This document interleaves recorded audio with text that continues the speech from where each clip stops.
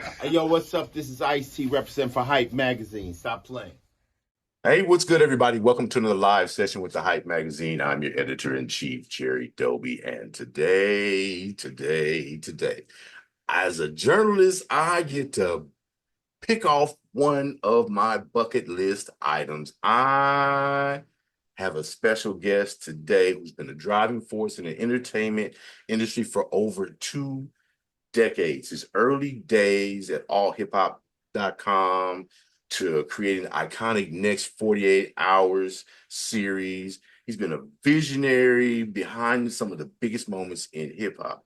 Look, as a media personality, filmmaker, television producer, he's worked with legends like Nas, Rick Ross, T.I., and produced some game-changing content for networks like Revolt TV, VH1's Love and Hip Hop. I think he had some court TV, some divorce court stuff in there. Y'all messy people. You know what I mean? And he's also the mastermind behind AGA Agency and AGA Films, where he's funded over 1.2 million for artists and filmmakers. So I want you to please, I don't have a sound effects guy. Do it like this. Nori, shout out Man, to Nori, for your please welcome the prolific executive producer and creative genius that is Steve Raze. my brother, that is a hell of an intro. How you doing, my brother? I'm amazing. Life be trying that BS, but I'm always gonna be amazing. I'm I'm proud. glad to have you. I'm glad to have you, Thank man. you for having me, my brother. Man. All right, Steve. So, I'm gonna call you Dr. Raze. You can do that. I like that. I'm gonna call you Dr. Raze because he's been surgical throughout his career in putting it down. He's been incisive with the cuts as he lays out the stories and the narratives from the culture of hip hop and relationship TV. And then, of course, like I said, you messies over there at Divorce Court. Man, look, Steve, you've been Dr. Ray. You have been a pivotal figure in the hip hop scene for years. Thank you. What originally drew you to the entertainment industry? And how did your journey begin? I mean, honestly, brother, first and foremost, again, thank you very much. I was born in the great state of New York. I was moved to I had no choice. I was a year and a half. My parents moved to Delaware, so I was raised in Delaware. And the thing about Delaware, it's a great place to raise a family, but it's difficult when you're in the entertainment business. So I always had this bug, man. When I was 15 years old, I'm sitting here watching TV. I'm working at, God rest Chili's, but I think they're going bankrupt now. But I worked at Chili's. I worked at, all these little fast food restaurants and making some bread. The first thing that I purchased was a television. And I planted that TV. That TV is in the corner now to this day. But I bought a TV and I used to be amazed by the content, watching The Wire, watching just crazy shows growing up.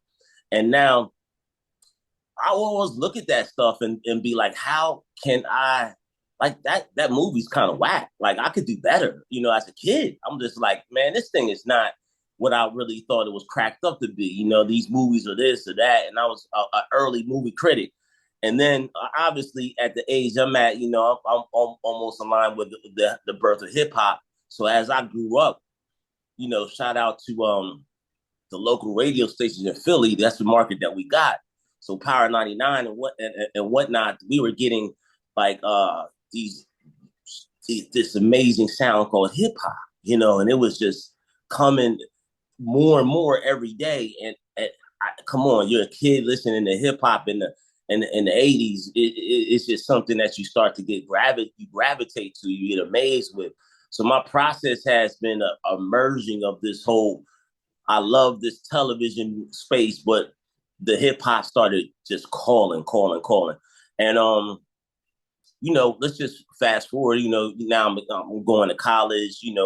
I'm in college. I'm doing as much as possible. I'm at the University of Delaware, so I'm out. Shout out to all the people I was working with. But I would be on let's just say the leadership of departments like the board that brought Black concerts to the University of Delaware. You know, I would be a part of the Black newspaper. You know, I was the business manager of Pomosia, which was the Black newspaper. I was a DJ. You know what I'm saying? I was playing on Fridays as a DJ at the radio station. So it was an amazing time, man. It was just interviewing people, playing the music, just getting involved in this. And then I went to school with Chuck Creekman. So Okay. We had just talked about just various things and you know, what we're gonna do after school, how we're gonna take this to another level.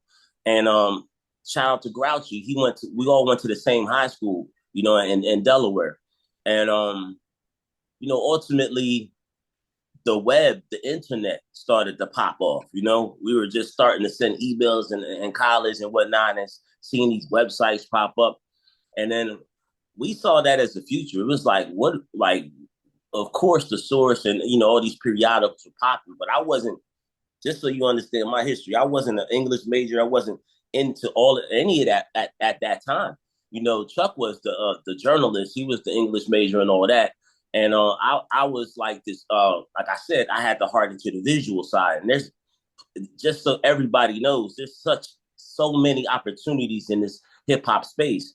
You can hold a camera, you can write, you can direct, you can do so many things. And I found, you know, my calling eventually.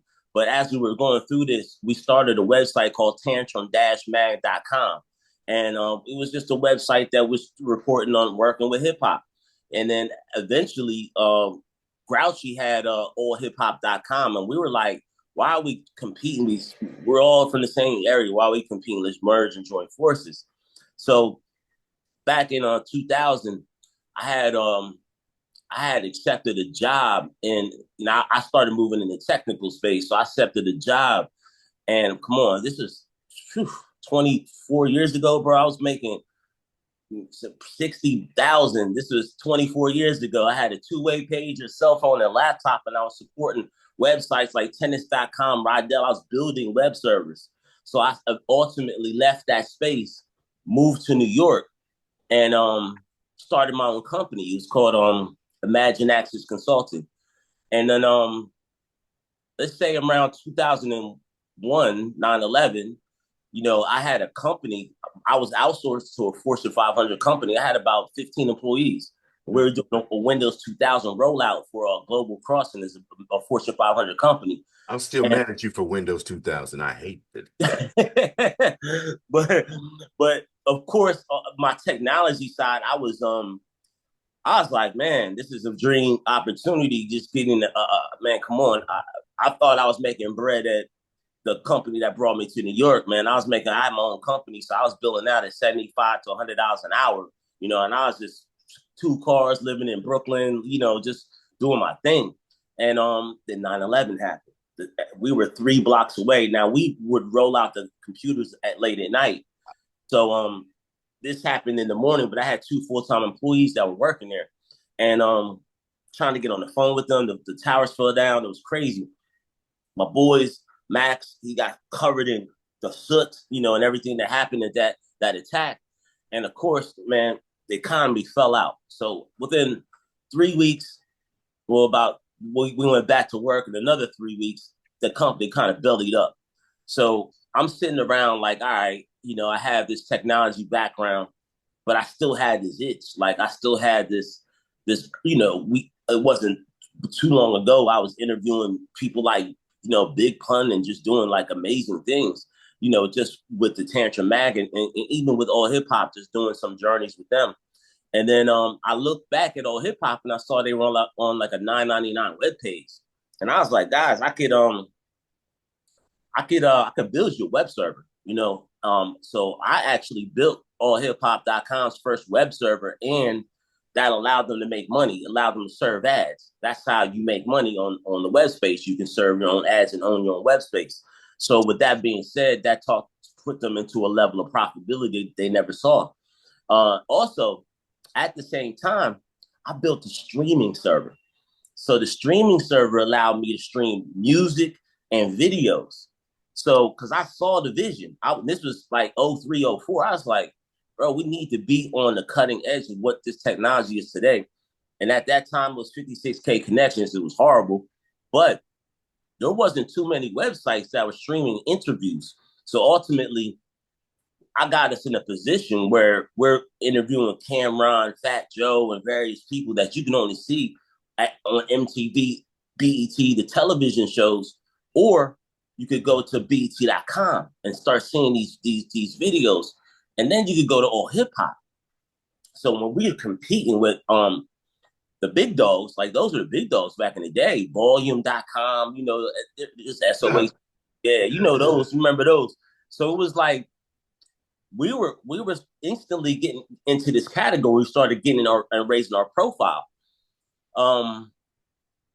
Back at that stage, streaming audio, like getting those MP3s, meant that people didn't have to download on AllHipHop. It meant that I could not only monitor how many people were streaming the Fat Joe song or whatever, but then they could stream it. So then they could just listen to it. They could listen to it, not really on the phone, but on their laptop at work. I'm sitting there looking at statistics, and people at the schools. We were killing the schools, man. Atlanta school system, New York school system, LA school system universities there. I just started seeing the trends, like the youth were on to AllHipHop every single day. I saw the statistics. I built the web service. I see where everybody's coming from. And I started analyzing these trends. And when I saw that some of the biggest sections on AllHipHop at that time was the rumors, the news, and of course, the multimedia, the music. Whenever there's a hot new song out, and these guys that were, kids and up and coming people that were on the internet, they weren't running to, they were, of course, buying CDs and whatnot, but of course, they weren't buying the CD. They were just going to these blogs. At this space, the blogs we're in the blog era now. So the blog era was pre-Instagram, pre-YouTube, pre-Twitter. The people that had to get information had to go to the blogs. And so the more powerful your blog was, the more powerful you were in the business. So as this company grew, AllHipHop started gaining traction. We started bringing in new people, and I moved from whatever, I had many hats, but I eventually ended up as being executive vice president of multimedia. So that being said, we had to always go and get the hottest music. Like whenever there was an exclusive, I was on it. Not only did I have to get it from wherever I had to get it from, back in them days, you just go to these websites and find MP3s. And I upload it on a streaming server and get it popping. But then we had to build relationships. So I had to thank goodness for AllHipHop. I met a lot of people in the game because of that company. And building these relationships, the artist, of course, loves the fact that you could be on the homepage of AllHipHop. They love that you were streaming their music. They loved all these things. And then we built these great relationships, especially me, because I wasn't on that breaking news or rumors or too much. I was just putting up the music, you know what I'm saying? So they loved it. So they're like, oh, I want you to break this record, break that record. So, break is a term that, I say in the internet space, but they were putting it on clubs, on radio, and online. So I would help in my little contribution to put as many big records as I can online and help these artists. Artists will hit me back and tell me so many things. Up and coming artists, because my section, you got to keep in mind, I was also the editor of the Breeding Ground. So the Breeding Ground was, you couldn't be signed in my section. You had to be super hot. Think unsigned hype, think all that area, those areas. So think Wiz Khalifa, this era, Wale, Nicki Minaj, French Montana, all of these people you weren't getting on the Breeding Ground until you spoke to me. I never did. And keep in mind, Jerry, I probably can count on two hands how many interviews I actually sat down and wrote. I was the editor, so I had a bunch of people writing for me, and I'll just check it over and make sure it was dope. But I had some of the hottest artists in the game to this day. That's like Nicki Minaj. That I would be on the phone with her for hours. Shout out to Nicki. She was just getting down with Young, Cash Money, Young Money, and we were just having all kinds of things. She was telling me, can I rap with a British accent and all that? She was telling me this back then. I was like, hell yeah. I was like, you need to do everything as creative as possible. You know, break these trends and kick down all the walls. And she did that. Right. You know, so being involved into those areas, that will probably be outside of the first milestone. I'll say is building and empowering AllHipHop to get and create their own money and wealth by building a web server because I had the technical background. The second thing was building a streaming server because I had the insight. Then the breeding ground. That right, of course, running that multimedia section was heavenly, but then the breeding ground, breaking these new artists that are now superstars today. That right there to even have a hand texting Wale when Wale had Nike Shoes remix with Lil Wayne. I was like, oh, bro, I need to get you on breeding ground. He would tell me, he'd say, yo, I was sitting at DTLR texting you while you were telling me about setting up these interviews. This is how important you were to in my career. I mean, to hear these artists tell me that is just amazing. To hear artists say that you put me on a breeding ground and now I'm getting 1,500 a show. My song is getting played in radio. That I'm getting booked all over my area. That I saw the power of what putting an up and coming artist on AllHipHop did. Of course, the big name artists too, but it was just like it was that gave me a better understanding where AllHipHop was in the landscape. And man, I'll go through a little bit more up to matter of fact, I can run down the whole history. I don't know if you have any questions, but I'll keep moving. I'm sitting here marking off stuff you already answered. Okay, perfect. So let me move to 48 hours was the next benchmark, right? So 08, that was the that's like I said, a lot of those breeding ground artists, 08, 09 in that era. But the bottom fell out in the economy. They remember the housing market and whatnot. So AllHipHop laid, let's take this back to like Jerry, we gonna go there. I'm gonna give you everything. All right. I'm gonna be quiet. AllHipHop, first and foremost, we were doing, was it around then? AllHipHop Week, where I'll get to that. I gotta remember the dates, man. It's fuzzy after 15 years, but we were doing AllHipHop Week. But at that time, 08, 09, the bottom fell out, and we had a meeting. Everyone in the company was called in, and one by one, everyone was let go. You know what I'm saying? And it was like crazy times. But you gotta understand, I went to high school with these cats. I went to college with these dudes. So I was just like, look, I'll contribute still. You don't have to pay me. You know what I mean? But at that time, the next day, the day I was laid off from the company, shout out to Harry, the sheriff. He had Jump Off TV. He was in New York, but he's from England, from London. And we were trying to figure out what can we do together on AllHipHop. So the next day, after AllHipHop laid me off, I had a meeting with him. I kept my meeting. We just said, look, let's do a series. And we don't know what the hell it is. Let's just, now think of it. This is 08. There was no camera phones, right? The only crews that you have were TV crews called MTV or BT. And they were coming out doing your video shoots or whatever. And then that was a big deal. Not even the Source had video cameras in 08 that was actually filming you and putting your video on the Source. They were just maybe doing pictures or whatnot and just doing behind the scenes. So my eye was like, here's my 15-year-old eye watching TV on my nightstand. Let's film these dudes every step of the way when they release an album. We centered and I'm not gonna give it the name yet because I'll tell you who actually gave the name out. But it was like, what do they do when they leave Hot 97? What do these artists do when they leave at that time 106 in Park was popping? So what did they do when they leave 106 in Park? What I can see on TV, I can hear on radio what they're doing. I want to be in the walk. I want to be in the car. I want to be in the club when they're doing their release party. So let's follow them. At that time, it was 16 hours a day for 3 days. So we called it, you said it already, the next 48 hours. But we were in the first one, and we were just, look, I'll go to Def Jam. We had a great relationship with Def Jam. Jadakiss was putting out his album.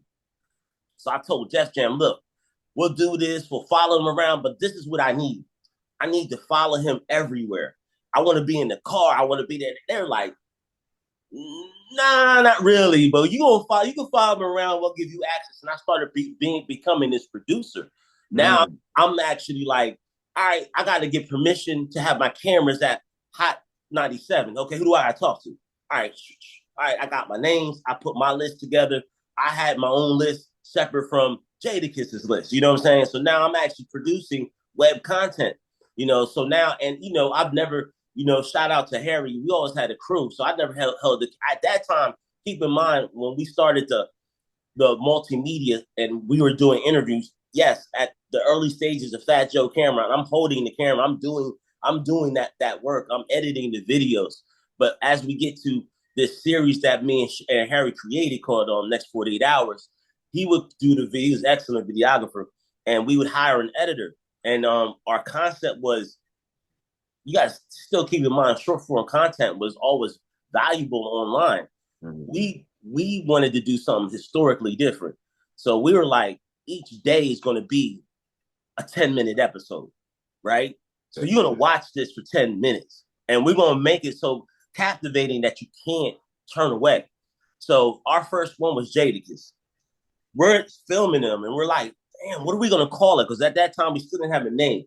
Then Jadakiss, we're in the elevator, and this is one of our famous scenes because it's like we're in the elevator, Harry's filming, and we're just waiting. We're just at Def Jam. Then, Def Jam had a couple floors, so we're at the top of upper floor, and then it stops at the next floor down. It was still Def Jam. And as soon as the elevator opens up, it's Usher. So Usher sees the cameras. We're up asking Jadakiss questions, and Usher's like, yeah, I'll wait for the next one.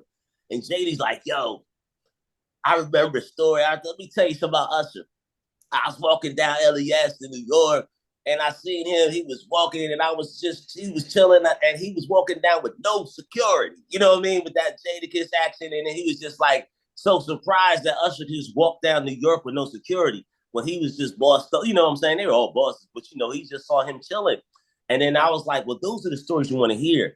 So then I was like, yo, Jadakiss, say you're watching the next 48 hours. And he just said it, and I was like, oh, that's it. And then we took that clip, and what we did was, even though we had 10 minutes, we did 2 to 3 1-minute, 30-second clips that we released first. So that Usher clip went first. We put it out, and it did it did 200,000 views, bro.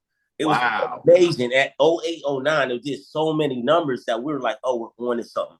But you got to keep in mind, instead of just releasing this video, day one took us a week to edit. We had to do this properly. Day 2 was the next week. So the day 3 was the next week. So it took about 3 weeks to get, at this time, we did 3 days, 3 weeks. It took a long time to get the content out. But we were so serious, and labels were stressing us. So that's when we would release, each week we released a mini, like another 1 minute here, another 1 minute there, and it would tease us the episode. Then the Jadakiss did 100,000, 200,000 views. It was like, wait, people are watching these full 10 minutes. Then they're watching part 2. They're watching part 3. Then eventually we did like 4 or 5 of them. I'm like, yo, Def Jam, you got to pay us for this stuff because this is coming out of our pocket. You know what I mean? So shout out to Rick Ross. Shout out to Allura Mason. That was the first one we actually got paid on. Def Jam actually paid. And then at that time, keep in mind what I said earlier, I was laid off. I wasn't working at AllHipHop. So my income streams were very sporadic, and they started the labels. I put the information, they were paying me. I put all my information in. I created a distribution channel of producing content and putting it out on AllHipHop. So AllHipHop got the views because of the YouTube. They own the YouTube page, but I took the checks from the labels. So then I would take the checks and I'll distribute it. I pay an editor to do all this and do all that.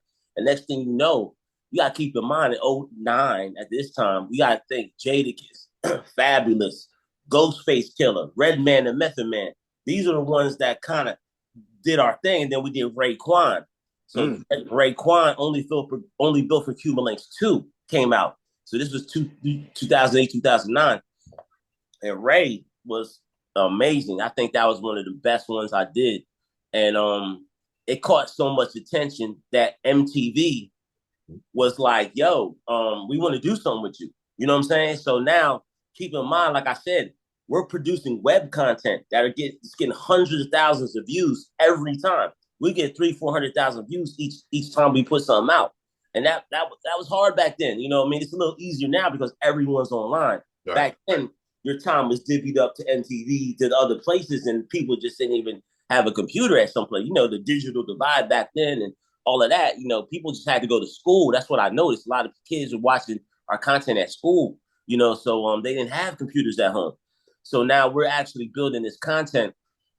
And you got to keep in mind, like I did say, at that time, the money came in, but the money came in and I was laid off from AllHipHop. I didn't have no bread, bro. So there was about 2 months during this stretch, because I think the way that it worked, after 99 weeks, I guess unemployment went away. And then I was talking with AllHipHop to then get my job back and get my pay back. But they were like, oh, we're going to wait till unemployment starts. That was 99 weeks. What is that? That's like damn near 2 years, right? You know what I mean? So yeah. think of it like this. For 2 years, I wasn't getting the money that I was getting. And keep in mind, you know, in my space as an executive, I was doing pretty good back then. You know, I was getting over 50,000. You know what I'm saying? So 5 bands a month, I was getting 60. So, you know, I was doing good. So missing that money definitely hurt. You know what I'm saying? Yeah, no doubt. Yeah. So of course, at that time I started Tantrum Productions. That's how I first got into this space. Tantrum Productions produced all of the next 48 hours. So now I have my own production company. So but at that time, think of it like this: Nas puts out a epic album called Distant Relatives with Damian Marley. So you got the biggest top 5, top 10 artists in hip hop, the biggest top 5, top 10 artists in Caribbean and reggae. They do an amazing album called Distant Relatives, which is so amazing. And I'm out following them from New York to LA. These guys are loving us. You know, I say one thing, shout out to Nas. We were at that time, we were in Blockbuster, you know, so mind you, we're running around there doing tours. We're running into MySpace. We're in the MySpace events. You got to think of it back then. Hot 97, you know, Nas gets up. He does one of these when he ends the interview. I'm like, turn the camera on. He jam our camera in his face. You know, these artists weren't used to what I was doing, bro. I was putting a camera in your face right after you got off the MTV camera. You're in my camera now. So I'm like, yo, Nas, are you tired of rap? And Nas is like, because I saw him do one of these. As soon as that MTV, you know, we had a long run. We're 2 days in with these dudes and we're running all night. So he said, yeah, I'm tired of hip hop. And I was like, really? And he's like, yeah, but you know, just like anyone else, I put on my pants one leg at a time and I get back to it. So I thought I had him. So in the headlines, it's like the next day, Nas is tired of hip hop. You know what I'm saying? Wow. But Nas is such a vet. He cleaned it up in his answer. So you know how the headlines go. You want to have the clickbait. You know what I mean? So I had the clickbait, but I caught Nas. He knew it. You know what I'm saying? Not knew it, but he knew. He knew that I was after him. Right. So we're in LA the next day. We go to Blockbuster, and I'm just like, turn the camera on. We follow this dude in Blockbuster. And I was like, Nas, what's your favorite movie? He just looks at me and just walks away, bro. I'm just like, oh, shit, he just sunned me. You know what I mean? But it was like, I'm bringing up this particular story because it was at the end of it, we're at the MySpace event in LA, and Nas is lit. Damian Marley's in our camera lit, and he's just like, yo, we're going to England next week, and I wish you guys could join us. And I'm like, yo, Eric Petty, who's at Republic. I was like, yo, Nas wants to take us to London. I was like, what's up with the budget? You know what I'm saying? Because at this time, we were getting paid for this. This is about 2009, 2010. We're getting checks for this now. So they was like, nah, we ain't taking y'all out there. I was like, all right. But the underlying story of all this, Jerry, because we were laid off, AllHipHop employees, and I wasn't going to get even an inkling of a check from them until 99 weeks. Yeah, at that time, bro, I was actually homeless, man. I went through a stage where the money, the places that I was living in, the lifestyle I had wasn't compared to what I was doing. And the monies that were coming in from the labels, you had to keep in mind, I had a production company now. It wasn't just something I was putting in my pocket. The editor got to get paid. We got to get paid. We had travel. You know what I'm saying? Like we get paid last. So it was like, man, when the money came in, it wasn't enough to sustain not only my lifestyle, just where I had to go and just where I had to be. I had to couch surf for like 2 months, until I basically still laid off, but I got it together. You know what I'm saying? Right, and right, right. Eventually I moved at that time, 2010, I moved to Atlanta. So I went from New York to Atlanta. I spent about a year and a half, 2 years in Atlanta, which at 2010 to 2012 was lit. 2 Chainz was coming out. I mean, Future was coming out at that time. It was Atlanta was popping. You know what I mean? So it was great to have someone like me out there, because now I'm interviewing 2 Chainz. You know what I'm saying, in Atlanta, and I'm gonna diverge for a second from the next 48 hours because I have to get back to it. But keep in mind, when I'm interviewing 2 Chainz' first album in Atlanta, and I'm in his hood, I'm like, and it's all hip hop. Like, keep in mind, at 08, 09, we won BET Hip Hop Awards Best Hip Hop Website, right? So that honor is like a Grammy to us. You know what I'm saying?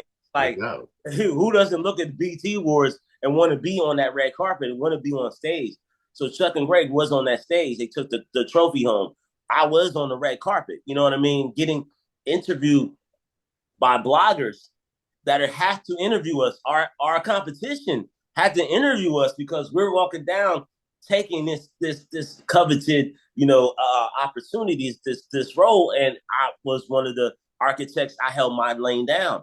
There was no next 48 hours. It wasn't for me doing what I did. So right. It was no music streaming server if it wasn't for me building it. So my little contribution, I ran my whole department. So I had about 20 people working for me at that time. So keep in mind, I'm in Atlanta now. I'm interviewing Kendrick Lamar. I'm interviewing 2 Chainz. Everyone that has to come through hip hop has to also go to Atlanta, as well as New York, as well as LA. So 2 Chainz' first album, I'm like, yo, there's 40 people in the back. And I'm just like, yo, this is an all hip hop interview. So I'm making this announcement. I'm kind of arrogant, Jerry. So I'm like, no cameras, nobody interview. Only my camera's doing this. So I'm just like, I can't have no one shoot this interview. It has to go online. Oh, I'm getting too hyped. My bad. Hey, it's a live session. We falling out of chairs over here. So I'm doing yo, you gotta keep in mind, again, the way that I work, I'm not a writer. So my interviews were always in a video format. So I never transcribed them or anything. I would break them up into 2-3 parts, do a little snippet here, and then I run the best parts. Right. So there's other ways to do journalism than writing. We all know that. And, for me in that blog space, I can't say there was too many people earlier than me doing it. You know what I mean? Saying that I could do interviews and not write anything except an intro. I wasn't doing Q&As. I mean, I was doing Q&As, but I didn't write it down. I had to transcribe, bro. Your journalism, you had to transcribe back in the day. Come on, man. That's just, you already know that took probably half a day for a 2-hour interview. For a 30-minute interview, dictation machine, bro, on a cassette tape, a voice recorder tape, or a digital recorder tape with a foot pedal that you had to, it could take a couple of hours to rewind, get back, and don't let them be from a different area. And you like, what did he say? Exactly. Yeah. Did I say that or write that down? Is that a slang? What did he say? Nah. Like I said, I could probably say I did like 10 interviews, man, that I actually written. I interviewed and I did it on a video format. So y'all figure it out on the video. You know what I mean? That was me. But so I'm doing the interview with 2 Chainz. And I'm in my space, man. You know what I mean? I do the research. I do my thing. 2 Chainz, Titty Boy, he's doing this thing, came out. Then he's now 2 Chainz. So I'm doing all of that. And bro, the only reason I say this because this is one of the best interviews, and I didn't know it at that time. I sat there, I'll do my 40-minute interview. Then I turn around, Jerry, and it's about 20, 30 people with their phones and their cameras, and I'm like, damn it, I'm like, damn, they got my interview. And then I say when the album released, in the special section, they shouted me out. You know what I mean? I get a Steve Raze in the special thing. So I'm just like, oh my God, a rapper just gave me acknowledgement for one interview that I did. So I was like, this right here started making me believe, you know what I mean? Started making me understand. Let's go back to next 48 hours now. Blowing Money Fast, Rick Ross, right? So now this is the #1 song in the country, right? This is him and Styles P. We're at 106 in Park. Sylvester Stallone, Terry Crews, there's all kinds of celebrities out here. And he's just Terry Crews. Terry Crews was there. Battle Dome. He was T Money from Battle Dome. Yes, he was. He was. Yeah, so we're backstage doing all of that, and he's like, "You need to come to Miami. Make sure you're in Miami." I said, "Yeah." He's like, "Nah." He's like, "Yo, be at King of Diamonds early. I'm gonna come, and I'm gonna come in a helicopter, bro." So Ross is telling me he's prepping me. So I said, "Oh, I'll be there. Don't worry about it." So of course we're there mad early. But I guess the word got out, right? So he comes down. It's a helicopter. We're filming. It's about 30 strippers that come and rush him and all that, right? I'm locking the scene down, bro. I'm like a whole fire marshal. I'm like, nobody do that, you know? And next thing you know, there's cameras behind me. I didn't really notice. But because, you know, we're the first cameras. We're next, you know, we're AllHipHop next 48 hours. We're in his face, and he allows us to walk in with him. So everyone else has to wait outside. Bro, the next day, I'm on World Star, right? So World Star's camera's right behind me. So everyone was like, yo, you were at the Rick Ross, blah, blah, blah. And I'm like, shit, because we're running the clip too. So of course we're running the clip where he comes down the elevator, the helicopter. But we got to get it to an editor. We got to, you know, make it look tight. We got to put the music. You know, we just can't throw the fucking clip out and just let it rock out. World Star just take the whole raw clip and run it. You know what I mean? I'm producing content. RIPQ. Yeah, RPQ. Shoot, yeah, you know, we ran into him, and he literally came to us and said he modeled his site over AllHipHop, bro. It was just amazing how many people we've affected. And I hear him say that to us. It was a blessing. But I'm on World Star now. So everyone's hitting me up. I'm like, oh, man. So I'm pissed because I'm like, oh, they scooped us. They did this and that. Guess what, my brother? That Rick Ross piece, that did 3 million views, my man. So that next 48 hours did 3 million views. So that was our best one. And I'm just like, wait, we cracked the code. We did it. Now, because you got to keep in mind, we're doing 10 minutes a day. So people were watching that for 10 minutes. They'll tune in next week, another 10 minutes, another 10 minutes. So then eventually we got it down to 2 days or 48 hours because production-wise, it was expensive. But keep in mind, Rick Ross 3 times. Rick Ross loved us. That third time we did it, the first time we got paid. The second time was the album with the BMF. The third time was God Forgives, I Don't. He started it by saying, yo, BET wanted this, MTV wanted this, but I gave my exclusive time to allhiphop.com. Like, he started it by saying that. When the boss says that, it's like, yo, you've made it. You know what I mean? You cracked the code. You've got this next 48 hours was the pivotal moment. I'm sending like everyone in the business, let's do next 48 hours, but you got to pay that price tag now, bro. So now, you know, it wasn't like we're just doing it for free. Now we're getting $5,000-$10,000 a pop for the next 48 hours, which was at that time, Jerry, it started opening my eyes. Like I said, Nas, French Montana, Nelly, Redman, Method Man, you know, The Game in LA, Master P, shout out to Prodigy and Mobb Deep. We did over 20 of them, man. And it was, and got paid for it. So not only now I'm moving back into AllHipHop, right, and getting paid. Now I have my own production company and I'm getting paid through this as well. So now I'm like cracking another code. Now pushing, you know, avenues in the web space that I've never seen, you know, financially, clout, you know, everything, bro. Like, people are coming to me. And I remember in the early days, it was like, and I had no idea how these people knew us because Twitter, I guess, whatever. We walked down and be like, yo, that's that guy from AllHipHop, right? And we were like, oh, that's dope. Then it was like, yo, that's Steve Raze. You know what I'm saying? Now they started knowing who I was. And it was like, it was come on, man. You know, back in 2010 and all that, it was just Twitter. My Twitter was popping. There was no Instagram. I wasn't on any of these YouTube videos. You would never see me. You gotta keep in mind, I'm a behind the scenes guy. I would not be in front of the camera hugging, Rick Ross and none of that. I was completely behind the scenes. You'll never see. You see me on the clip is by accident, and that was. You won't hear me interviewing anyone. You will never even hear my voice. I would take up the snippets and make it narration. So we thought of this like a television show. So keep in mind, the reason why we did 30-minute clips was eventually, like I said, MTV reached out to us and we started putting clips of Raekwon on Sucker Free. So now I'm watching MTV and I'm seeing my web content on MTV now. And I'm just like, oh, we got to take this to television, guys. So I was spearheading this movement. So I went everywhere, bro. I hired an agent. I had all kinds of things. I'm thinking next, like as a producer, you learn and you grow. But as a director and as someone that has their own project, you baby your own project. So you feel like your project's the best project and everyone's going to pay me this and that. So I started getting a lot of no's. And I was like, why isn't this working? And it worked great for web, but no one in television picked it up. And I was thinking, if I'm making 10,000 at a show on web, I can make 3, 4, or 5 times that on television. Right.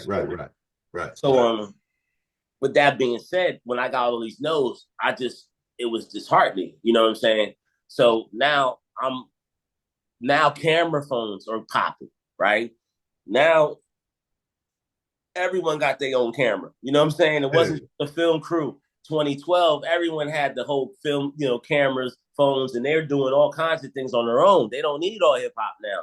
So now, as technology grew, it changed and it whittled us out. And that was also some of the reasons why that didn't work. Because, damn, Ross's camp, like Wiz Khalifa's camp, is already doing this. He has a Day in the Life series. So why do we need to pay you guys? You know what I'm saying? So we were now competing with their own artist content. But I was asking the questions. Wasn't no way you wasn't coming on me. And I had 4 questions I had to ask. Like I had to ask the challenge questions that will piss you off. Like Nas had to get, are you tired of hip hop? Because ain't no one in his crew asking him that. I'm coming at it from a journalistic standpoint. Right. So I had to be aggressive. I had to get that question that everyone hated. You know what I mean? Like, yo, I'll give you a couple tales. Wale, we're at Jimmy Fallon, brother. So Wale is like an hour late. We're waiting for Wale, you know what I mean? And it's like, where is he? You know what I mean? So now he comes an hour late to a call time at Jimmy Fallon's, the nationwide TV show. Right. And he's like pissed. He's like, turn the camera on. You know what I'm saying? And he's using us now to get his feelings out. You know what I'm saying? So now he's just like, yo, you know what? I'm in DC, and we're sold out in DC, but they undership me. You know what I mean? And I tell you the numbers. They have like, I think they made Tower Records, all of that. This is 2010. This is man, it's like his first album. This is his first album. So I think it was 2010. They understood. They put him like 50, 100 CDs in DC area. Of course, he's gonna sell out the first hour. Like he wants to have 50,000 CDs there, not 500 or 50. So he sold out immediately, and he was pissed because he could have did more numbers financially. So he literally said, "Yo, I just ripped my whole hotel room, tore the TV down, just ripped my thing apart because I was so mad that the label did this to me." So we started seeing this as a vehicle for how artists can get their emotion, their feelings out, their stress, whatever. And it was, of course, we ran that clip. Wale, mad at first week's numbers. You know what I mean? So not only was Next 48 Hours getting content for itself, we would take content from that and do different news stories because he would then tell us and give us quotes. So now I'm getting rumors. I'm getting news features. I'm getting video from Next 48 Hours. I'm getting small clips from the Next 48 Hours. So we're getting content in different ways from just one idea, one thought that said, let's follow this artist for 2-3 days. So now we're getting an enormous amount of content that no one in the business was doing at that time. They either didn't have the resources, the know-how, or the intuition to pull this off. So luckily, God blessed us all with the opportunity to come together and make it happen. So, man, we had a great 4 or 5 year run. I got 6 figures from the labels getting that, man. It was an amazing time, man. Yo, man, we just heard the story. Now dig this. You're using modern day tools called Opus Clips to pull a YouTube into 10 or 20 or 30. If you got the pro account, you get 30 pieces, right? From a video clip, an interview, right? And it does all the what do you call that? Captions, the captions. Captions, transcriptions, all that. Transcription, all that for you, right? Now, you got TMZ is out there busting them with the cameras now, getting the clips, going video. You know what I mean? You got, so what we got technologically, tools that we're using on the standard today that you innovated and created by accident. You know, wasn't by accident, by necessity. But it was by necessity. But the development, you know, and you're an around the corner thinker. You've already proven that through your film and television, and web, building a web server. I didn't know that's how everybody was getting. I thought excuse me, but I'm gonna say Complex because Complex used to piss me off. I'm like, how is everybody joining Complex and getting all the ads? Complex had its own ad servers. I didn't know it was also owned by Samsung or one of the phone companies, right? One of the mobile phone companies. And there was a time actually when I was a line journalist, they're like, don't bring your cell phone to the event or on the carpet. You have to, and you can't have a point and shoot. You had to have you had to have a lens. Real camera. A real camera, right? So I'm like, all right, I gotta go spend $1,500 on a kit.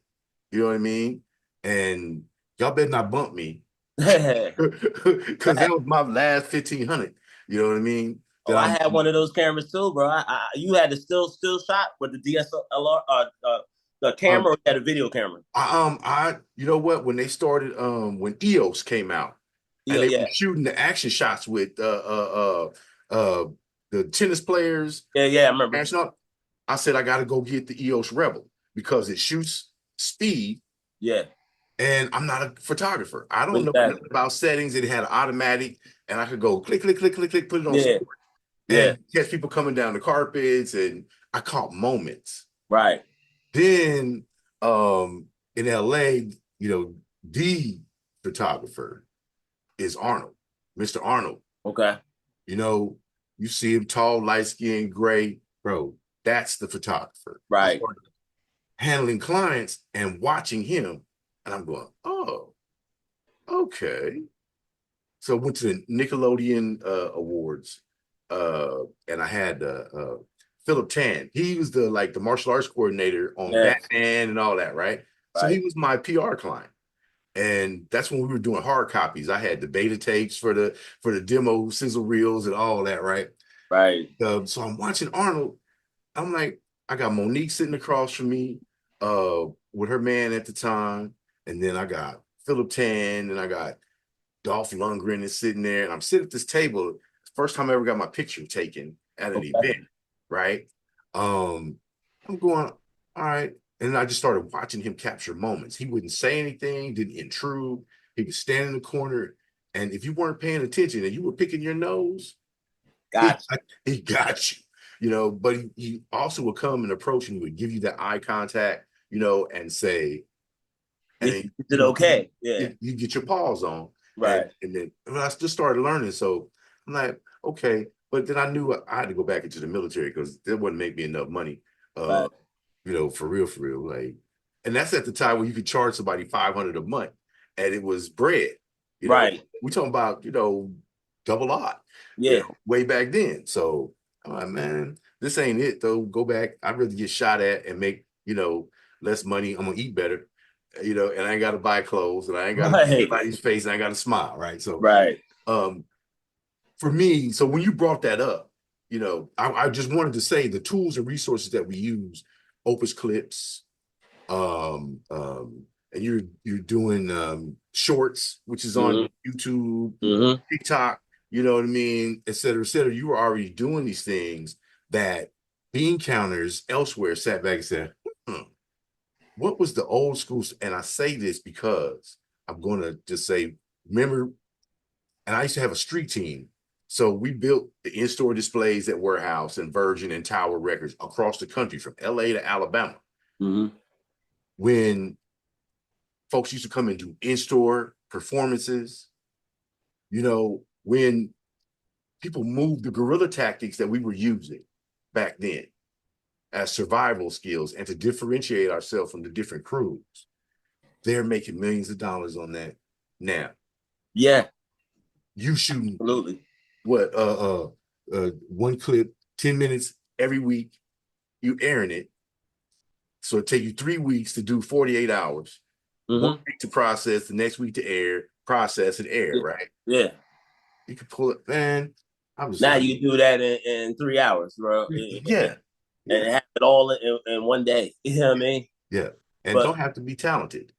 But the thing about it is that the difference is, you know, the captions and all that did make it, but you got to understand with Next 48 Hours, we didn't think of this as just video content. We thought of it as a show. So we had a format, we had a style. So when you go to television and you know, as I progressed, all this has taught me how to have a TV show because of my web content.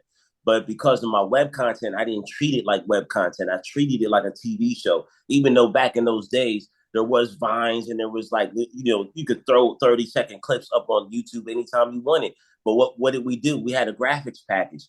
Every time that we walked into a location, we did it to jump cuts of their music that was on beat, right? Mm-hmm. So then we had to have an ill editor to make it look good. That's why it took so long. We had to transcribe it. We had to go through it. So I would edit these pieces by ear. I wouldn't even have the video. The video would go to the editor. I would just have the audio. So I would literally edit these things by ear, like without seeing the content. Now, obviously, I was shocked. I was there. I interviewed him. So I was like, yo, listen, this point here, he might have said something boring, but I know he almost picked his nose. Like, you know what I'm saying? Yeah, or like, I know that Nas did one of these and he was tired as hell, right? So I was like, we got to get this point right here. So I would emphasize and I put these long edit strips. It'll take me half a day to put these edit strips together. But these edit strips, I would listen to the audio and then give it to the editor and say, this is what we need. And then that whole software that you said, AI would go through it, chop it up and just spit it out and transcribe it and caption it. And it was like, wait, I'm looking at it now and I never thought of it like that. Like, yeah, of course, this is the things you had to do. But Jerry, these were the things you had to do. You know what I mean? If you were going to take it to the next level, getting on the next level didn't mean you had to be lazy or cut corners. What it had to be is that I demanded it. And you don't think I caught heat from the labels? Oh, we need this up tomorrow. Our album is this, our records, our sales, and this. I'm like, man, I don't give a scrap about your damn album. I care about my work of art. I'm not going to rush this because you need this up at a certain time and you think you paid for it, that this is what you can boss me around. Right. We're still putting the distribution. It's not like I'm giving it to Universal and you're putting it out. I'm putting it out on AllHipHop, so it's on my time, right? Right. So, and you didn't even pay AllHipHop, you paid Tantrum Productions. You know what I'm saying? So ultimately, everything has to go through me. So I did have that final say. Of course, I wanted to work with the labels more, and of course, I wanted to do certain things. So that's why I did the clips. The clips were going to be automatic because from what we were doing in the past, I knew you needed a little clip. Right. I knew we needed a teaser. But then the teasers got more creative because our teasers were doing okay, but now we had to do more creative teasers. So now it started to have our creative juices flowing even more. But you're right. We had to do the camera, the editing, the production, the questions, we had to, I mean, come on, I had a litany of questions each day. I had a new set of questions because you're following me around from 8 in the morning at, 106 or Hot 97, 8 a.m. Ebro show.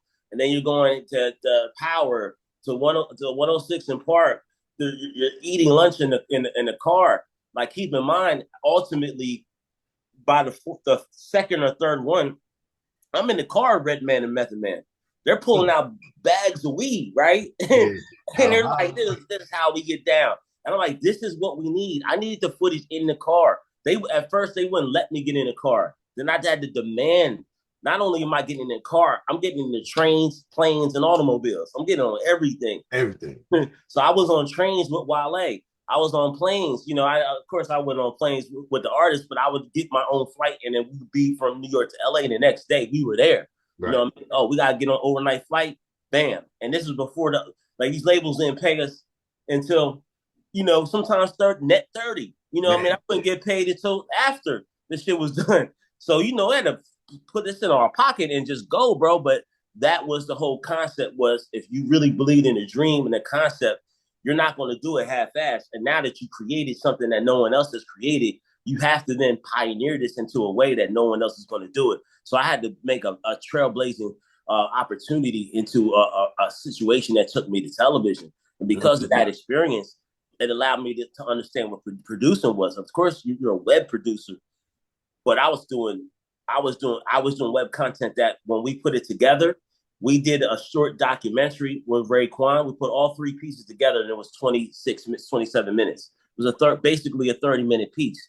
So now it was like we were doing documentaries. We never thought of it as web content. We only thought of it as documentaries.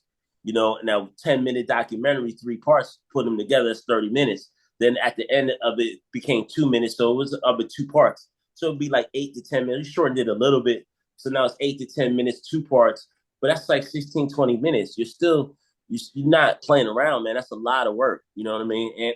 And it wasn't like you just put it out there. We had credit rolls. We had shout outs. I had special thanks to everyone that contributed, you know. So it was, you know, you go online now, man, and see it. You type in the next 48 hours with, and then you just let Google do its thing. It's going to come up with 20 different artists, man. It was something no one has been able to do back then. They done it, you know, after, but wasn't like the way we did it, bro.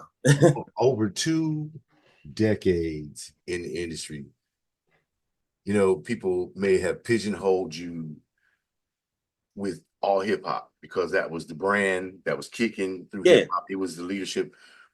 But understanding also that behind the scenes there, you're learning every nut and bolt of the industry. You know, you became a video journalist, asking the hard questions, the questions that, you know, oh, what was the hottest song on your album to you? Which one meant the most to you? Stupid crap that beginners, you know, you're out there like, you caught a moment. Nas did a heavy side. Bing, what, you tired of hip hop, bro? Conversational stuff that catch people off guard, natural, not contrived and not setups. Conversational. So, you know, I have watched, you know, these things and these shows, and you, Cynthia Horner, and Torre are 2 of the video journalists, people who have been on camera, that help stylize my conversational instead of Q&A kind of station. You know, break the ice, get them, you know, I don't have as much time or leeway, nor do I have as much patience, because first of all, I'm not following nobody for 48 hours. I don't want to follow my children for 48 hours. Got one left in high school, and it's a wrap. Let me tell you something, Jerry. They have these celebrities have some nice lives, though, bro. They go to nice parties. Yeah. They got a lot of beautiful people around them. Yeah. But I feel you, because then they're the ones coming late. You got to wait out in the parking lot. You got to be the first one there, because our entrances were golden. So if we missed the entrance, we look like, dude, y'all supposed to be following me. I'm not supposed to beat you here. You know what I mean? So it was grueling, man. No sleep days, bro. You wake up, oh, we got to be at the radio station. Remember, guys, we got to be at the radio station 8 o'clock. You know, 7:50, we're gonna be here, and they were there, bro. Like you got to keep in mind when you start to think about this game, and when you're following them around, even though you may not want to do it, you start to dissect who are the ones that are going to make it and who are the ones that are not going to make it, because those deadlines mean something, bro. Master P, if you say 8 o'clock, he was there at 7:50. Some of these artists that say 8 o'clock, they might be there 8:30, right? You know, on radio. So that meant something. That's just like, yo, this guy's probably not going to be so good. You know, I mentioned a 1 or 2, but I'm just saying they all have their own reasons. But my whole point is is that the professionals this is a business to them too. So if they're not holding their timelines, bro, Breakfast Club ain't gonna wait forever. You know what I'm saying? We're on Breakfast Club with you. You know what I mean? This is the #1 show in the country. You know, so I feel you, bro. It's grueling work. I'm not doing it. I'm spoiled. I have spoiled myself. This is my second career, my chosen career that I have been blessed to make it home to pick up, and I 10 minutes. If you're late, 10 minutes on a Zoom call while I'm sitting there, click reschedule. Can we do it today? No. Pick another day. Here's my calendar link and pick a day that I'm available. But you're an OG now, bro. Your time is extremely valuable. Look, bro, I'm a professor. I'm the editor-in-chief. I admin another 42 platforms. Oof. I have my own streaming television platform. I'm a research scientist in SEO, and I'm a media research scientist. I'm cited in a couple of different other peer-reviewed research papers. I don't have time for the garbage. No doubt. My calendar, can we rearrange? What does my calendar say I can do? No doubt. I'm not doing, if it don't say I can do it, I'm not making a way. For you, if you'd have said, bro, I got da-da-da-da-da-da, can we do this at 10 o'clock East Coast time? My black ass would have been right here in front of this screen to get my bucket list. Because this is, when you put work clothes on your dreams and the opportunities come that you want to put in that bucket, you make it happen. This brother is telling you a story, couch surfing, but still making it happen. Not letting the world get him down, maintaining that mental strength and that intestinal fortitude to move forward despite the circumstances. Life is going to try to bullshit. Right. But you have to have the determination and the courage to move forward and come out triumphant regardless. We cannot quit. We cannot quit. Perfect example right there. I got my own homeless story. I slept in a station wagon. I have walked the streets of LA and cigarette butts because I had a nicotine habit. I was jacked up, but I didn't have to be. I had given up. Yeah. See what I'm saying? So once you say, I really do belong, I had another skill set. The military would always take me back. Right. So I didn't have no reason to be there. Right.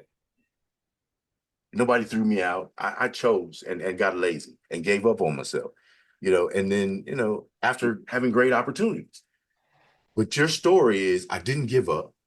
My mental faculties were clicking all the time, survival. And I'm not happy with ramen noodles and kosher hot dogs. Feel me? I used to go to the Chinese store and get the rice and gravy, and that would be like my meal for the day, bro, because it was like $2 at the most. Bro. And I mean, those were some rough days. Bro, McDonald's had that dollar menu. Cheeseburgers. Yep. One day, okay, so this morning I could go get me a Egg McMuffin. That's $1, 99 cents. Egg McMuffin. Right. And a small cup of water. Right. And get to walking. You know what I mean? And hustle, man, bro. You wake up those days and you say, I have something to give. I have something in my mind, and there are opportunities. Let me make it happen. And so you're a shining example on career trajectory.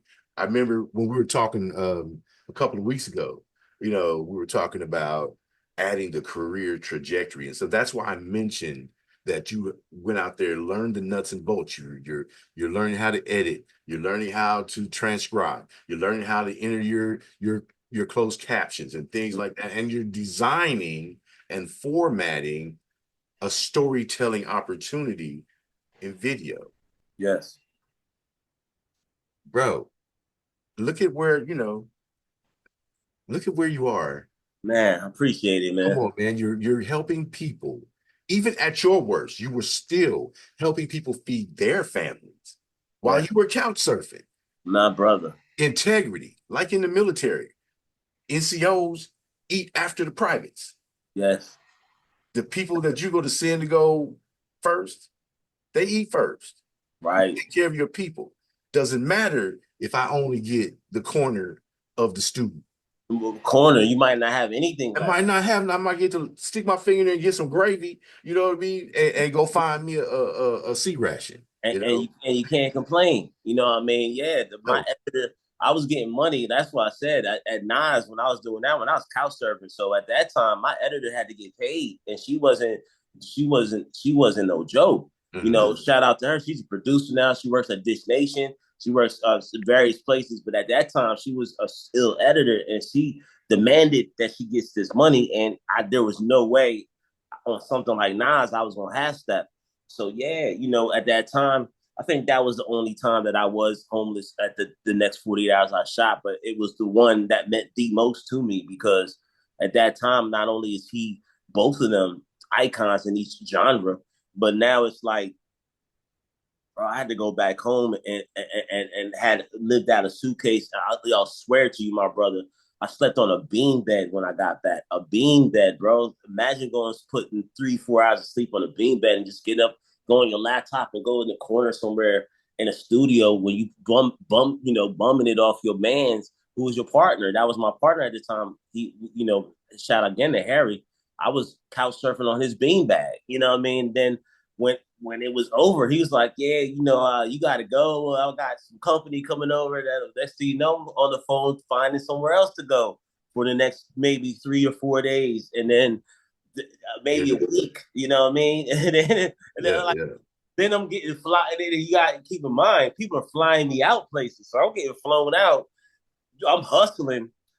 But I'm just like, yo, you got to make sure I got the hotel. You got to make sure I got this. Or if not, can I stay here with, you know, I've talked to some friends because I have my next opportunity isn't it for another week. So I just want to see if I can stay with you for a week and then go to a next panel or something. I'm on panels, I'm doing all kind of stuff. But no one knew, bro. Like, I don't think I told anyone this, bro. No one knew. No one knew. I mean, my people around me knew, but I haven't said this in an interview or anything like that, man. This was just the most trying times. But I saw, like you said, like, honestly, man, Jerry, I saw that if I stuck this through, ultimately, when I was that 15-year-old kid watching, you know, doing busting at Chili's and buying my spare money at TV and then critiquing movies, ultimately, I wanted to do a movie. You know what I mean? I ultimately wanted to do a TV show. And the path that I took wasn't going to Hollywood, going to the film school, going to, you know, on the traditional route. It was web. It was journalism. It was all a hip hop website, which took me from a #1 hip hop website to a #1 television show on cable. You know, and we'll talk about that when we talk about it. But believe it or not, Love and Hip Hop was the #1 show on cable. It was beating out WWE Raw at the time when Cardi B and Jocelyn was on there. That's when I was there, bro. Bro, when it was going down, and I have a confession. You know, I wasn't up on Love and Hip Hop, and I'm military minded, so I never really was about the messy mess. Right. But when I saw these stories, and I'm going, these are some beautiful women who are really making it happen, but they ratchet as hell. Ratchet. I felt right at home. I was on some elevated hood stuff. You know what I'm saying? I'm going, okay, these is the homegirls. You know what I mean? They just got a little champagne in their plastic cups, you know, but it was innovative and the stories were funny. But I never did see how it was hip hop, you know, until Scrappy got on there.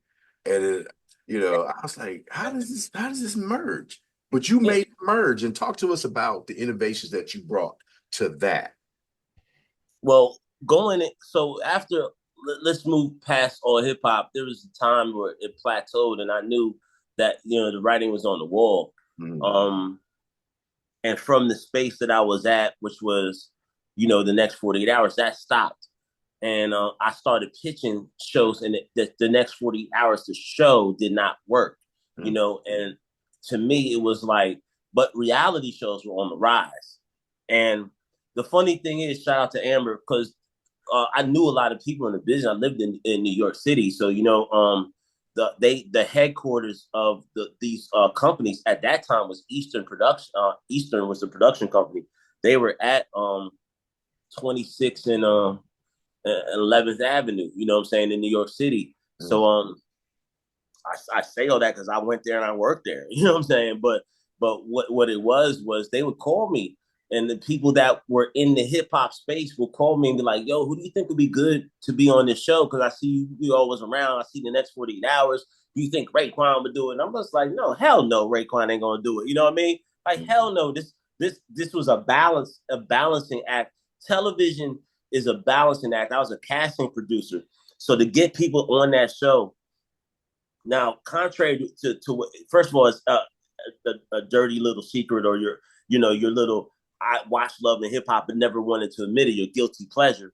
But yeah, that first season with Jim Jones and Cameron was on there. Yeah, that's when I was like, yo, that's what kind of got me on Love and Hip Hop. Plus, I had the love of television in my heart. So, of course, I watched that first season. You know, it got a little ratchet. And, you know, it's ultimately, let me be real, I worked there. So it's a female show. It's a female-oriented show. But with that being said, I was like, I'm going to bring hip-hop back. You know what I'm saying? I'm going to bring it back to the first season. I'm going to bring these rappers that I felt that could make this show better. You know, so when they called me, I was like, yeah, you know, I'll send some people.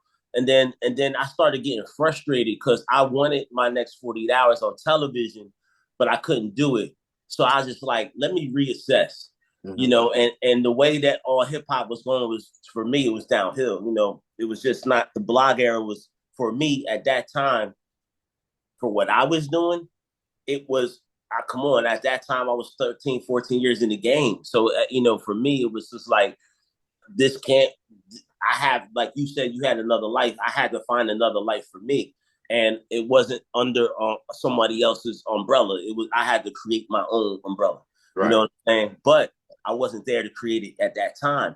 So I felt that if I had to move into another medium from the blog or internet space to television, I knew at the time my best idea, I couldn't get it sold. So I said, let me start from scratch. If I got to, let me work at a show. And it wasn't like I'm working at a peon show that doesn't make any money, bro. I mean, I worked at Love and Hip Hop. It was the #1 show on cable at that time. And on top of that, I was making more money than I made at AllHipHop. You know, so let's be real. This is TV. This is a whole nother game. You know what I mean? So now I'm getting TV money, and now I'm working. I'm giving opportunities to people that would not be able to be who they are today without that format, without that platform.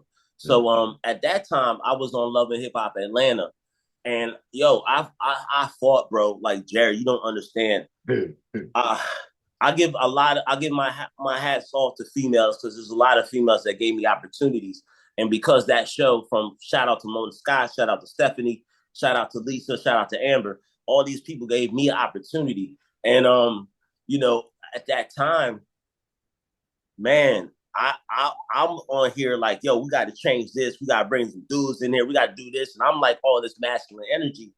And them women calm me down. You know what I'm saying? It was like, this is how it's going to be. If you want to work here, it's going to have to be under these protocols. Just keep in mind, there's stuff at AllHipHop I have almost free reign of, bro. I ran my own division. So no, I really didn't have to answer to no one. You know what I'm saying? I had my own schedule. I had to get up early. I had to do my own thing, but I always did it because it was consistency that proved the winner.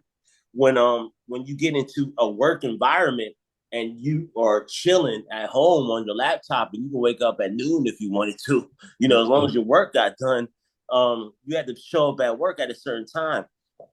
I'll get to the work stage, but when they were hitting me up, I'll tell you how I got the job first. They would hit me up, and I was like, nah, I'm not doing it. Like, I can't continue to do this without you paying me. You know, at a certain time, I realized I had to get paid. And I said, look, if I want to make a stab in this television business, let's do it with Love and Hip Hop. but y'all got to pay me. How are we going to do this? Yeah, well, we can't hire, just a whole process and this and that. And I'm just like, well, I didn't understand it because, you know, I'm like in this blog space, they snap your finger and I'm on a new blog next week. So what do you mean? Oh, well, it just doesn't work that way. So I said, all right, I'll do this. Y'all want me to contribute, right? But you're not going to pay me. But you're in Atlanta and I'm in New York. I'll fly out to Atlanta and I'll work with y'all for free, right? Mm. I'll come to every audition. I'll bring on my laptop. I'll take notes and I'll give them to you every day. What do you think about that? And I'll bring some talent too. All right, what do you think about that? And sounds pretty good. All right, we'll be out here at this time. You can come these 2 weeks. Jumped on a flight, jumped on somebody's couch. You know what I'm saying? I was like, you know what? And at this time, I wasn't at AllHipHop anymore. At that stage, I was over with that opportunity, right. And I felt that if I'm going to take this next 48 hours, quote unquote, direction and get into this space, I need to start at a different level. Let me start at as a producer, but let me start as a producer where I could work at a recognized television, nationwide television, world-renowned television show now. Mm-hmm. And but how am I going to get there? I had to get there, and I had to start at the bottom. So it wasn't no problem for me to do 2 weeks. I couch surfed before. Let me couch surf again, right? So let me jump on another couch. Let me show up to work and whatever clothes you tell me. I wasn't in the hoodies and all that. I had to wear whatever, a button up and some nice jeans and whatever I find. I'll do that. So then I showed up. I wrote my notes. I could do that. I could, but I started learning the game, bro. I started learning not only how reality television works. Let me. You know, man, if we're going to go into it, I could give you some. I don't know if you want to go into it today or you want to go into another time, but we got to do 3 parts, y'all. Okay. Hey, we've already planned out 3 parts. Okay, so I'll just stop there. But I learned so much in the television game that brought me to the next level. Well, let's group it. Let's end it like this. Let's just fade to this. You went into the television. And in the television realm, you produced for Revolt TV. You got an award-winning documentary. Yes. Went to Revolt. You've got From Pain to Power was the name of that documentary. You have done Divorce Court. You have done VH1 Love and Hip Hop. Mm-hmm. And you have transitioned from television always in an upward trajectory and always in a position where he's assisting, providing tools and resources for others to feed themselves and others to the AGA agency and AGA Films. Yes. They was trying to use him as a free talent coordinator. And you know what I mean? And he worked it into a producer spot. Always thinking, always innovating. And on the mental health tip, if you've advanced and you've achieved, make sure you document for yourself your achievements so that you can stand butt naked in that mirror. When you're facing your imposter syndrome, and each achievement is an article of clothing. Put your sock on, left sock, right sock. You know what I mean? Pant leg, draws. Well, draws, then pant leg. Slingshot. You know what I mean? Your white tee, your pants, your shoes, then your crown. And you say, I'm still here. Life tried that BS. I'm still here. Steve Raze. What can I say? Man, thank you, my brother. It's an amazing thing. And I tell you, mental health is key. You know, you definitely, you don't think I lost my mind, like to a certain point, it's like, the hell with this, the hell with that. I could do this, I could do that. And I was just like, I have a dream. And eventually I wrote my goals on my wall. But at this time, it was just still in my head. And I was like, if I want to do what I said I was going to do when I was a kid and I was 15, I can't stop now. I've come too far. And the strength that you get, for one, comes from within. you know. And then for two, you start to look around and see that you do have friends, you do have people that's around you. There were people, man, I can't think it's enough people that have helped me, that kept their mouth quiet, you know what I'm saying, that just respected me, and then just helped me. And I've always, there is not a doubt, there is not a moment that I don't give opportunity, even to this day.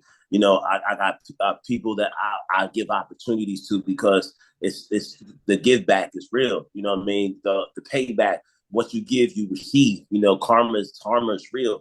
So you know, shout out to, again, to so many people that gave me, especially females, that gave me opportunities, especially in something like Love and Hip Hop, that has allowed me to become my own executive producer, my own producer on other places. And you know, keeping a steady mind, keeping a steady heart, you know, having a good family, having good friends, you know, and then for one, if you, there is no one that's going to believe in you more than yourself. So if you stop believing in yourself, then that is, there, you're always going to waver at it sometime. That's not going to, you waver in your faith, you waver in your parents, you waver in your, maybe your kids, but even in yourself, you waver, but you don't stop. You go back, you reassess, you take account. Sometimes you have to disappear to then reappear. You know, sometimes you have to take a reassessment. You have to take time. You have to take a vacation. You got to do whatever you got to do. But you're going to get into that same skin. You're going to get into your clothes. You're going to brush your teeth. This is all you. You don't go out and be another person tomorrow. This ain't a movie like Freaky Friday. You know what I'm saying? This is real life. So once you started understanding, you start reassessing yourself. You start getting you scratch off your old goals and put in new goals. Maybe those goals are unattainable. Maybe I need to reassess my goals. So my reassessment of goals move from blogs and whatnot to television. What actually my goals really started when I was like, wait, I'm a kid and I could get into television. That's when I started writing my goals down. The blog space was something that was fortuitous, and it was something that I won't take anything back. I love and respect it, but that ultimately was a building block to where the true skin that I'm in today is, you know, again, even in the intro, helping people get money to again build their own movie. That is so satisfying to me, because I was that guy that didn't have that opportunity. I was that guy that wished I had this X amount of dollars to put into my documentary for Revolt. You know, but now I could give you an opportunity that you don't have to pay one penny out your pocket, but you can finance a $100,000 movie. That I've done that. I've done that for people. So the give back is real, because ultimately someone's putting hundreds of thousands of dollars into one of my projects. And what that means is that as long as you have your vision, as long as you stay persistent and consistency, people are going to invest in you. They'll see the shining light. Now, of course, it comes with some achievements and it comes with some wins and some losses. But when you have those losses, you go back and double down on the wins and talk about them heavily, because then that's going to allow you to then have other people gravitate to you, and you're going to start to glow. You're going to start to shine. You're going to have an aura about you that people are going to want to say, what does this guy have? I want some of it. And then ultimately, I don't think I'm anything more special than the next person. I know I'm an amazing person. And I know deep down that, you know, there's no one like me. But I just know that everyone has what I have in me. Sometimes you just got to dig down deeper. You know what I mean? Sometimes, you know, you just got to stop the laziness, stop the procrastination. Sometimes you just got to. For me, it took me. You know, these walls in the background, I had painted over my walls in my condo and wrote. I put new paint on, which was erasable paint, right? So you can have the erasable markers, and then you can erase it and write and erase and write. I said, forget it. I'm going to paint this wall, and I'm going to put my 6 goals of my life. And it wasn't just my career, it was spiritual. It was community. It was goal oriented, like work goals. It was relationship goals. I had 2 goals for each. And I put those goals up every day. And every day I woke up, I saw my goals in front of me as I woke up every day. Then on the other half of the wall, I wrote how I was going to get to those goals in red. So in black was the goals that never changed, and until I achieved them, then I would I'll put a checkbox next to it. Then in red, I would write how to get to those goals. So one of those goals was to get a television show or movie on the network TV or on a network. And I did that, not Love and Hip Hop. I was working at Love and Hip Hop at that time. My own show, right? My own television show. Yeah. So to be the executive producer was that goal. And I checked that box off. There's a couple boxes I ain't check off with my relationship, but that's for another interview. You know what I'm saying? Yeah. The next segment, we're gonna come back in October. Okay. This again. And the next segment, we're gonna entitle that From Pain to Power. I love it. To salute the documentary that you did for Revolt. From Pain to Power. You heard the early part of this story. The second segment, is we're going to talk about From Pain to Power, how this man who diverged from the dreams that his parents had for him to go his own path, but still did it with integrity enough that he maintained their support spiritually, emotionally, even if they couldn't pay the rent for him or wouldn't. Made him earn his space, let him hold himself responsible for himself as a man, and supported it. You probably like me, I always knew, it didn't matter what Pop said, what I mean? The boss was going to be like, dinner's, come on. Right. Do what you got to do. So we're gonna come back the next, this was the intro to Steve Raze. This was the welcome. You know what I mean? This is describing a man who put work clothes on his dreams, had the intestinal fortitude to execute. He had fear, but exhibited the courage. It's okay to be afraid that you're going to fail, that you're going to starve, that you may let someone down or let yourself down. But people who are looking to you with an opportunity you brought to them, you can't fail them. Even through your fear, you got to make it happen. That's called courage. So we just introduced you to the man, Steve Raze, and the courage it took to begin this journey. Yes, sir. Appreciate it. Magazine live sessions. Hey, stay tuned. October, we're back. From Pain to Power with Steve Raze, right here on the Hype Magazine. Shout out to the Rap Rats. You know what I mean? Stay out the trap. Love it. Shout out to Steve Raze. Thank you to the Almighty, whatever you may call him. But I really got a bucket list. If I could get James Baldwin, Nicky Giovanni, Steve Raze, all on the same platform, my brother, I'll be happy, happy, happy.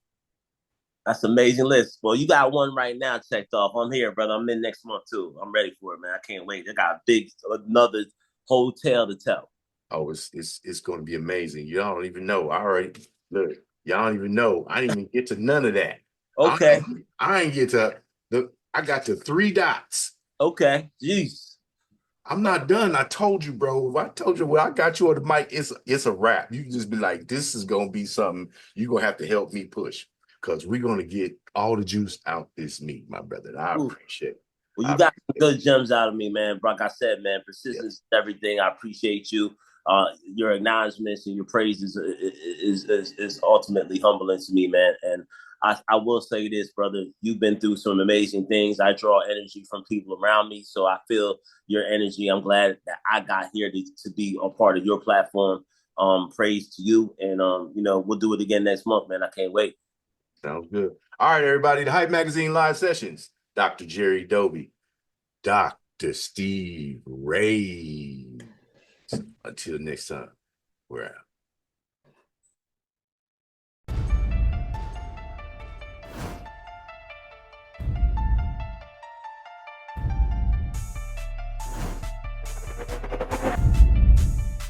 As an artist, we should reflect the time. Why you so talented? 'Cause I'm black. Why you That's so amazing. Because I'm black. Really important that we build characters so that people understand their story matters. 2 Chainz and I both are just really into good food. And when you know you are royalty, you will only aim in life to be royalty. We're doing it right now. I don't give a damn what they say about me. Yes, I called your ass out. I know I shouldn't be saying this kind of. Shout out to Hype Magazine Network. Shout out to the Hype Magazine Network.